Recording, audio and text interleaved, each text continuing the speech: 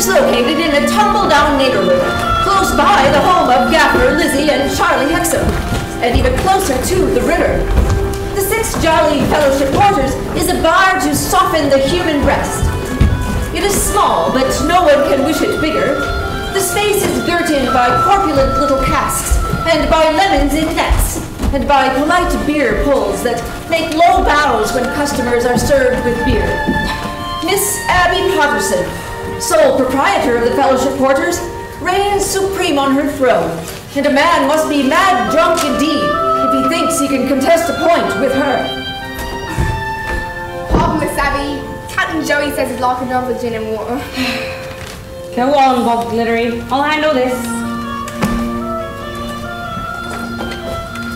Captain Joey, you have had as much as will do you good. Yes. All right, Miss Abby. Hi, Captain. George Jones, your time's up. I'll tell you what, you should be punctual. Yes, Miss Abby. Toodle. It's time for a young fellow who's going to be married next month to be at home and asleep. And you needn't nudge him, Mr. Jack Mullins. For I know your must begins early tomorrow. So come, good night, my good lads. Good night then, Miss Abby. I'm Miss Abby. Thank you, Miss Abby.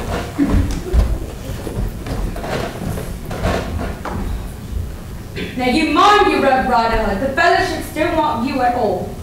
So after your present point, I want you to leave here and not return again. But you know, Miss Potson, if I behave myself, you can't out-serve me, miss. Can't I? No, Miss Abby, because you see the law. So I am the law here, my man. And I'll soon convince you of that if you doubt it at all. I never said I did doubt it at all, Miss Abby. So much the better for you.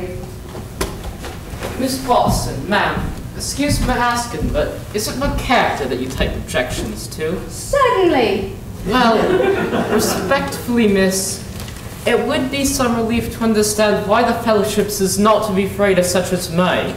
It is to be afraid of such as Gaffer Exon. Gaffer has never been where you have been. Signifying in jail, miss. Perhaps not. But he may have merited it.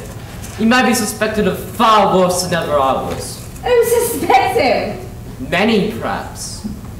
One beyond all doubts. I do. You are not much. But mind you, Miss Abby, I was his partner. Notice this, I was the man's partner and I'm the man that suspects him. When I was his partner, I could never give him satisfaction because my luck was bad, because I couldn't find many enough of them. How was his luck? Always good, notice, always good. That Gaffer has a skill in finding what he finds. Who doubts, man? That he has a skill in providing what he finds, perhaps. If you're out upon the river pretty nigh every tide and want to find a man or woman drowned in the river, you'll greatly help your luck, Miss Abby. We're knocking a man or woman on the other forehead and pitching him in. Gracious Lord! Mind you, I'll say so, and mind you, I'll follow him up and bring him to book at last, Miss Abby. I will. Bob Glittery, run around to Hexham's and tell his daughter Lizzie I want to speak to her. Yes, ma'am. With exemplary swiftness, Bob Glittery departs and returns, Lizzie following him. Come in and sit you down. I am put out, Lizzie. I'm very sorry for it, miss. Then why do you do it, girl? I do it, miss.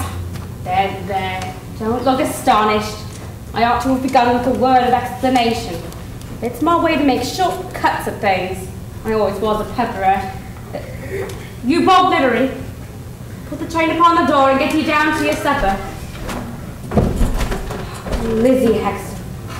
Lizzie Hexam, how often have I held out to you the opportunity of getting clear of your father and doing well? Very often, Miss Abby. Very often, yes.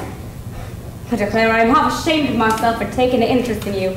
I don't believe I should do it if you were not good looking. What, ain't you ugly? However, you ain't. I must take you as I find you. You mean to say you are still obstinate? Not obstinate, miss, I hope.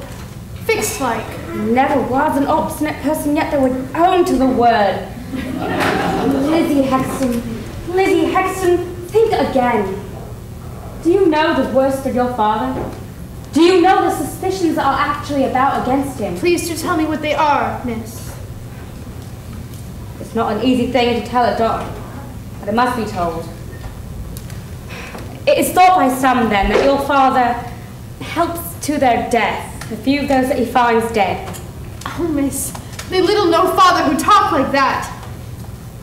But perhaps it is someone who has a grudge against father, who has threatened father.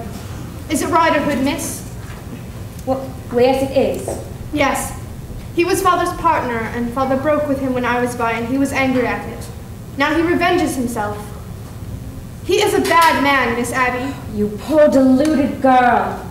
Don't you see that you can't open your mind to suspicions of one without opening your mind to suspicions of the other? You don't know father when you talk like that, Miss Abby. Indeed, you don't know father. Lizzie, leave him. Oh, you needn't break with him altogether, but leave him. Not because of what I've told you tonight. Pass no judgments upon that. I mean, help it may not be. But because of what I've urged on you before. Lizzie, come under my direction. Don't fling yourself away, my girl, but be persuaded into being respectable and happy. Thank you. I can't. I won't. The harder father is born upon, the more he needs me. I've done what I can. You make your bed and you must lie on it. But tell your father he must not come here anymore. Oh, miss, will you forbid him the house where I know he's safe? The fellowship has itself to look to, as well as others. I forbid the house to Riderhood, and I forbid the house to Gather, equally. They are both tarred with a dirty brush, and I can't have the fellowships tarred with the same brush. Thank you. Good night.